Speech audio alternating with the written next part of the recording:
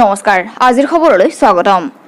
সদৌ অসম ৰাজুৱাৰ সমাজৰ এখন বিশেষ সাধাৰণ সভা তেজপুৰৰ নিকটৱৰ্তী বান্দৰমাৰীত অনুষ্ঠিত হয় পুৱা সংগঠনটোৰ সভাপতি মণ্ডল ৰাজুৱাৰে পতাকা উত্তোলনেৰে শুভাৰম্ভ কৰে ইয়াৰ পাছতে 1857 পৰা 1867 লৈ স্বদেশ আৰু স্বজাতিৰ হকে সংগ্ৰাম কৰি প্ৰাণাহুতি দিয়া এটুৱা ৰাজুৱাৰ জৱাহিৰ ৰাজুৱাৰ আৰু কাৰু ৰাজুৱাৰৰ প্ৰতিচ্ছবিত শ্ৰদ্ধাঞ্জলি জনোৱাৰ লগতে হৰেন ৰাজুৱাৰ মহেশ্বৰ ৰাজুৱাৰ আৰু বলাই ৰাজুৱাৰৰ প্ৰতিও শ্ৰদ্ধাঞ্জলি জনায় সমাজৰ সাধাৰণ সম্পাদক দৌলত ৰাজুৱাৰে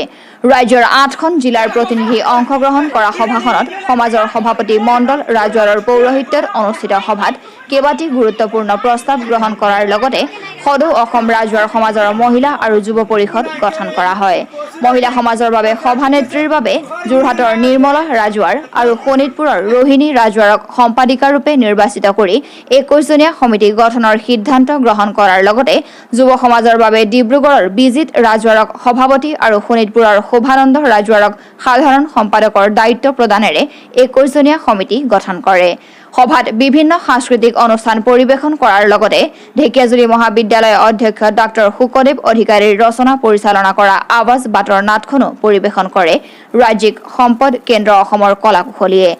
আগন্তুক ডিসেম্বৰ মাহৰ ভিতৰত শিৱসাগৰত ৰাজুৱাৰ সমাজৰ কাৰ্যনিৰ্বাহক সভা অনুষ্ঠিত কৰাৰ সিদ্ধান্ত গ্ৰহণ কৰে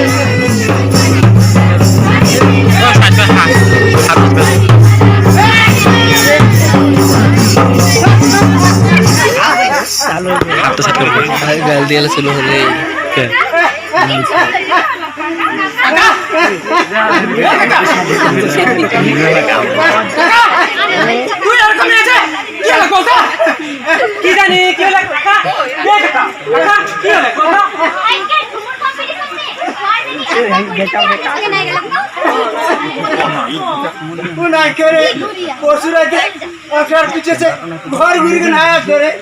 इतना साइड हो इसका बाइक साइकिल भाग रहा है कहाँ नहीं बनी रे कहाँ गए ना जानी रे तो चीना में धूप दिख रही चली गलो रे